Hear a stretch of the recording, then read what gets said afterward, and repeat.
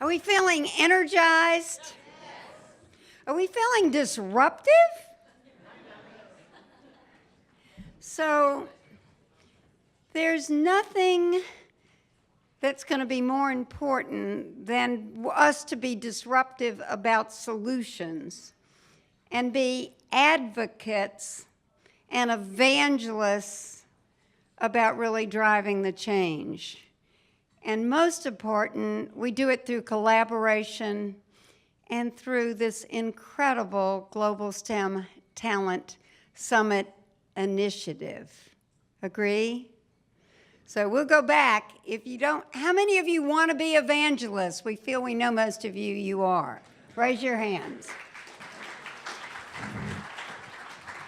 So we say that STEMCONNECTOR is the organization that enables the talent with jobs collaboration to enhance and change the STEM economy, right?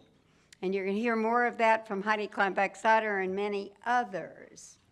So we want you to have fun as well. You're going to be meeting Sprint's robot called Pepper. Last time we saw him, he was having his picture made with Andrea Merkel from Germany, and he's all about artificial intelligence. And he's going to be sizing you up and listening to you. So Pepper will be with us by sure tonight and tomorrow, because all of us know that technology is by far of everything, digital fluency, grappling every industry, every higher education unit, all of us on that pathway as we look at what's really fitting change. So we talk about crisis, right? So we want to just salute. We just did a Food and Ag Council meeting this morning with students, and we also had some amazing industry and released the upgrading of our Food, Nourish, and Thrive website. What do we really learn? Amazing in the U.S. right now. They've got 60,000 jobs in food and ag. Most of them are technology and science, but they've only are able to fill 1/3 of those jobs. And that's just one small industry, because we're going to talk about 5 million jobs, and we're going to show what we are going to do with the solutions and the advocacy. Everybody agree? So I think everyone that knows each other says we start with appreciation. And that's our attitude. And there's no way that STEMCONNECTOR in 5.5 years could have done it without you. And so attitude is ours of gratitude. So to all of you, for the specific of the Global STEM Talent Initiative, my mentor and our leader, Heidi Kleinbach-Sauter. Heidi, thank you. I think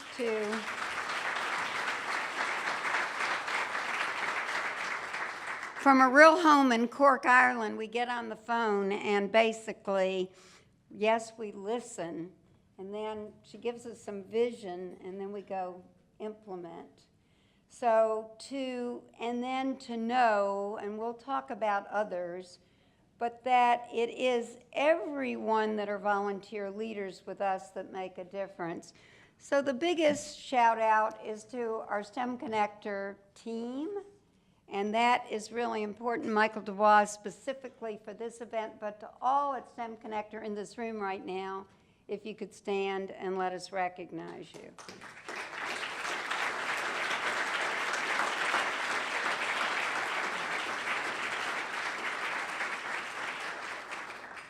We have many senior advisors, and we look to Balaji Ganapathy, and we look basically at Michael Norris, and we look at our head of our higher education, Rob Denson, and we look at Al Bunchak from Dassault. And again, just realize we can't do it without your stepping up to leadership, and we'll prove that. We have 167 members of STEM Connector. We're going to get to this chart in a minute. But as together, we've come a really long way to say, what are we doing against this education pipeline? What are we doing, again, against the disruption to prove what is exciting, to really make certain that we're not losing out of the pipeline? But now, again, we want to thank two particular people. One of them is Bill McCarron, that is the executive director and the head of the National Press Club. Bill.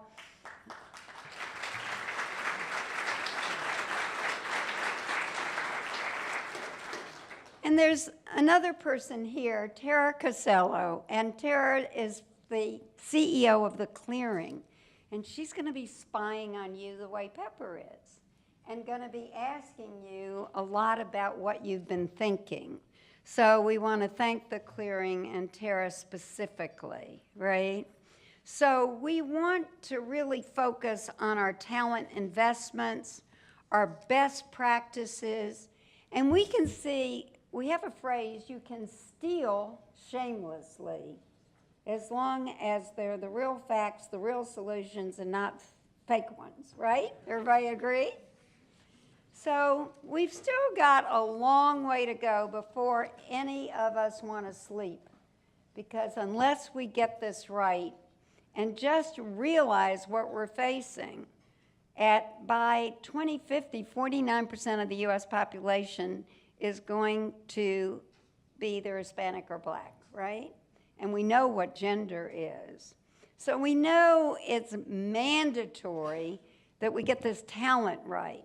We also know one of the biggest changes that we've seen in years and years is community colleges.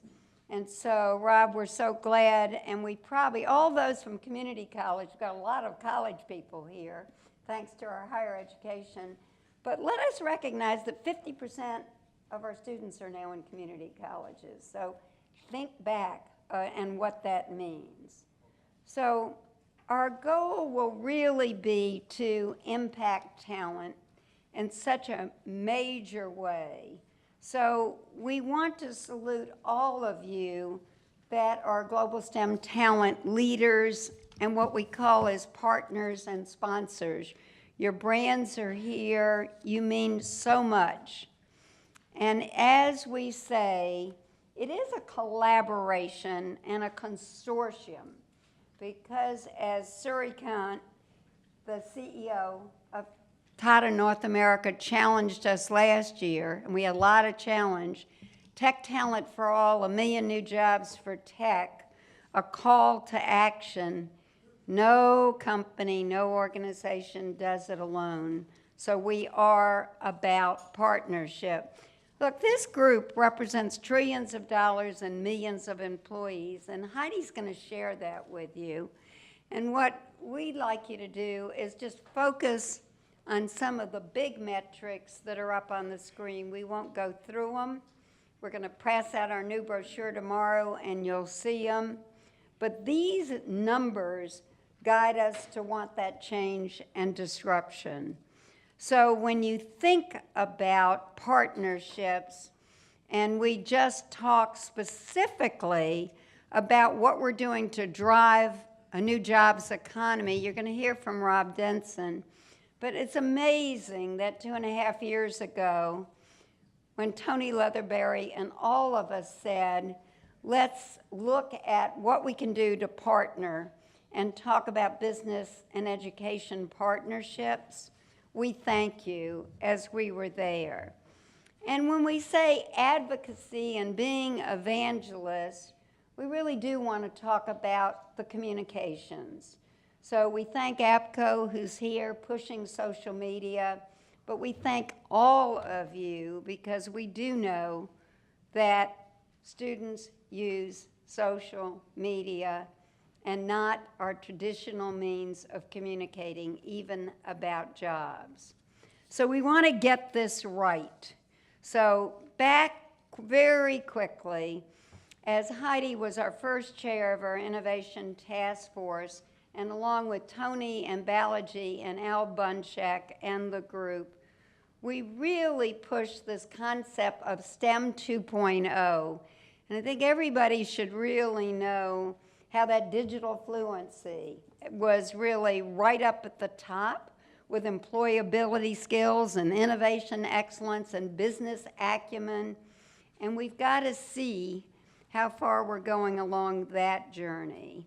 So we want to say that right now, it's just really important that this country and the world is facing the need for collaboration and with that technology.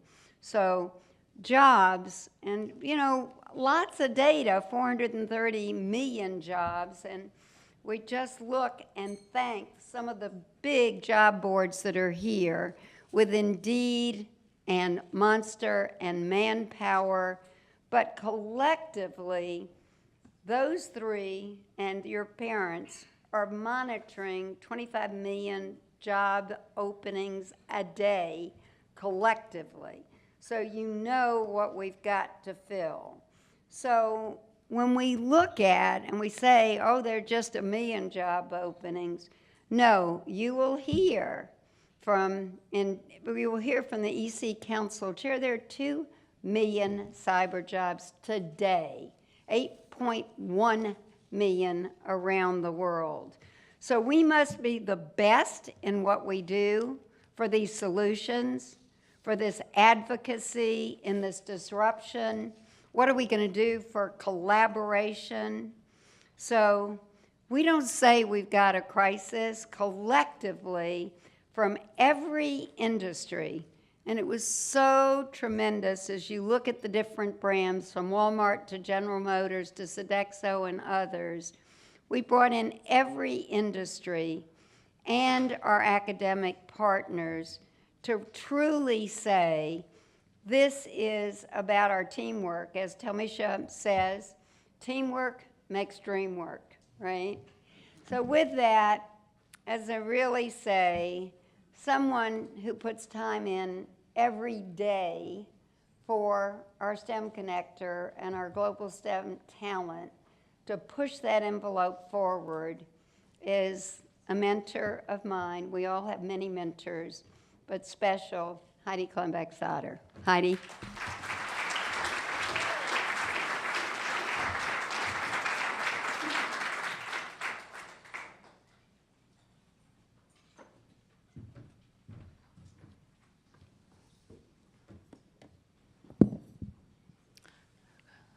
Good afternoon. Michael waving. Thank you, Edie, and thank you for your kind words. When Edie was talking about the planning calls and I love to share my vision, she forgot to mention that after every planning call, she gives me homework for about 2 weeks, so which we all love. So it's a true phenomenal collaboration. So a big welcome to the 2017 summit also from my side. I just want you to have an appreciation with respect to who is in this room here today. We have assembled 50 strategic partners, and they are represented by over 200 senior executives, all of them here in the room. You will be amazed to hear that our collective revenue is $2 trillion, and we all together employ 6 million employees.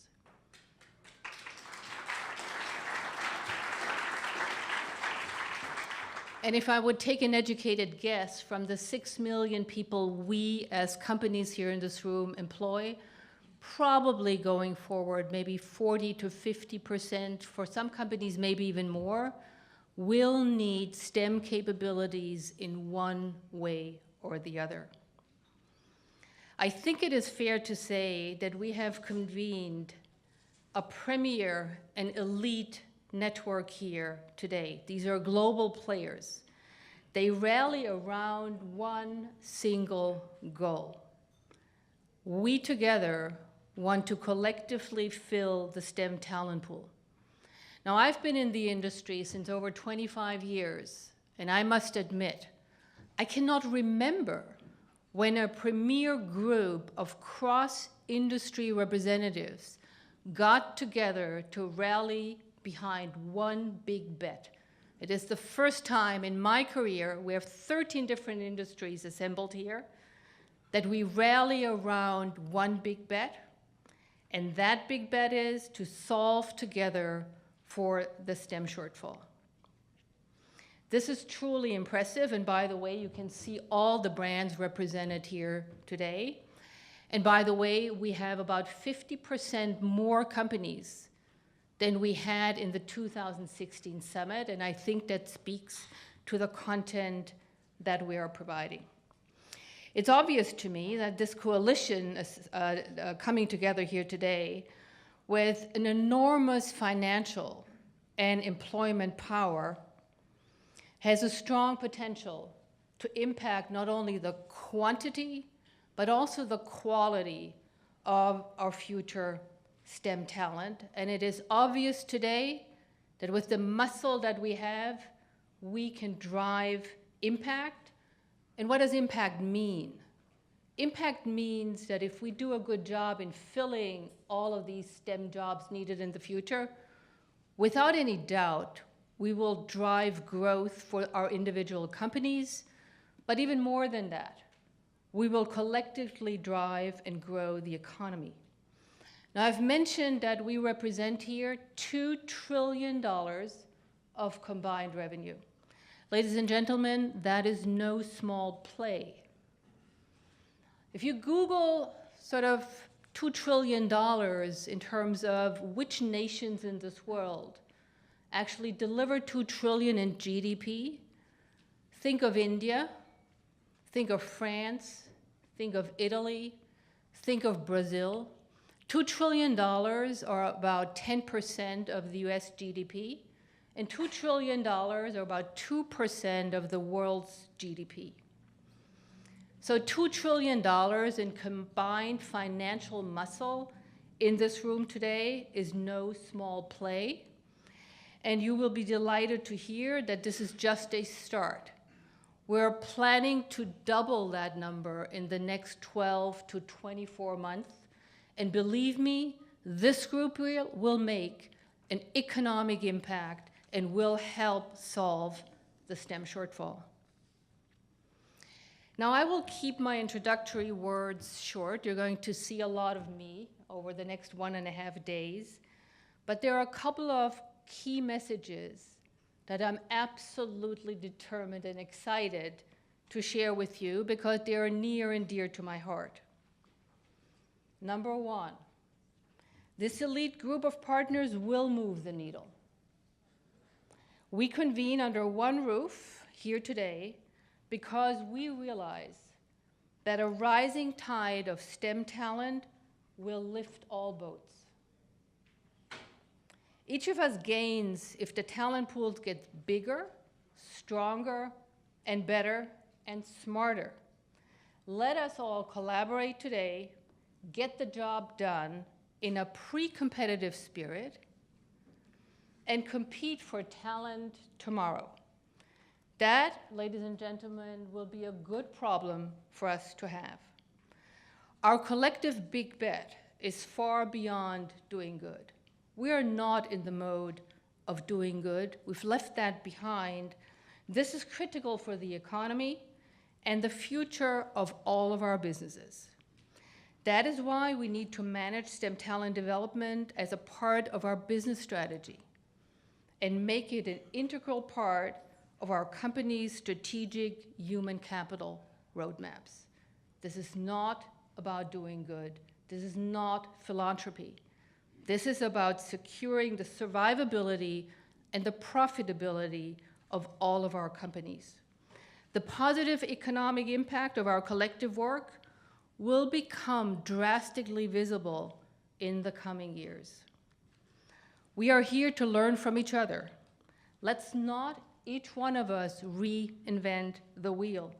Let's shift and lift what has already been proven successful in other companies, and let's find ways together to scale up STEM solutions to accelerate the STEM movement. We have 0 time to lose. As part of the Global STEM Talent Consortium, you will learn from others. But others will also want to learn from you. This is a give and take. This is a two-way street. We will benefit together, and we will grow the talent pool together. Ladies and gentlemen, here in this room, by giving, you will get. This is, again, a two-way street. You will be very impressed to see that we have representation from each of our partners on either a panel, a keynote, or a fireside chat. Each one of the partners here in this room wanted to be proactively engaged in our program. Let me share with you very quickly what is different to last year. Last year, we were sharing, in general, STEM talent development strategies and their impact on your businesses. This year, we have selected the topic that we're going to be laser focused on short-term strategies and their respective impact on business performance. Why short-term strategies? We all need to put points on the board quickly to fill our STEM talent gap. Let's listen today how our peers in this room have done just that. We will not forget the mid and long term, but it's also important for us to understand short-term opportunities. The second thing which is going to be new this year is that we're bringing millennials into the audience and on panels, and I welcomed some of the millennials here earlier today, and I said, you guys are our heroes, so welcome, a very special welcome. But ladies and gentlemen, it's important for us as corporate senior executives to start including the voice of millennials in everything we do. That's also the reason that as of this year, we have decided to change the summit from an employer-led to employer/young talent-led summit. That means we are going to continue, or actually start, to co-develop some of our strategies together with the young talent. Because at the end of the day, they're the future.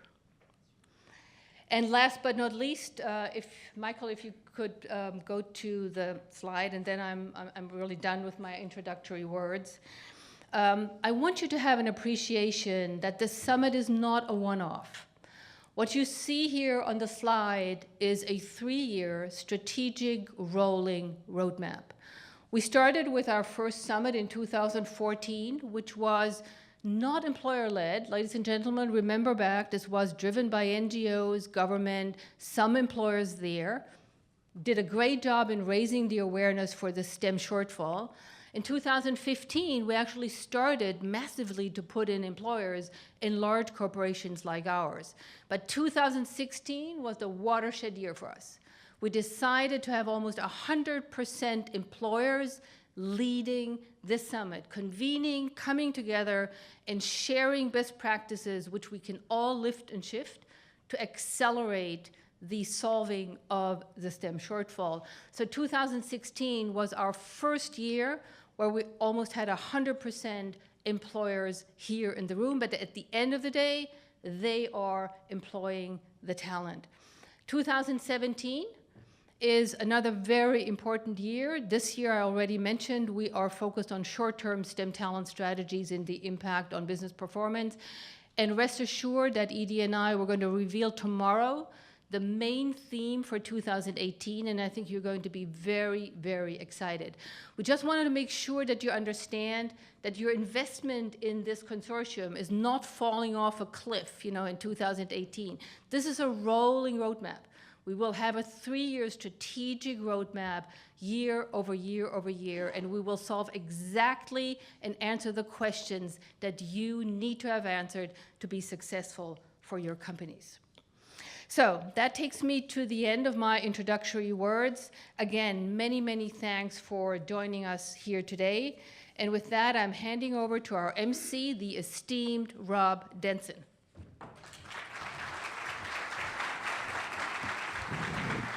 Thank you, Heidi and Edie, and I mean, what a great room. This is the 4th year of the summit, and it's just great to see so many friends back again, and I look forward to spending time and connecting with all of you because so many good things have already come out of this endeavor. We are all in a constant state of being disrupted, and we feel it. On the other hand, companies feel that in spite of all you're doing, you're not getting enough qualified STEM-skilled candidates. On the other hand, all of the education institutions in the STEMCONNECTOR Higher Education Council representing land-grant institutions, for-profit institutions, historically black, Hispanic serving, community college, every sector of higher education, we think we're doing everything we can, but we know we're not getting the job done, and we're not getting you what you need.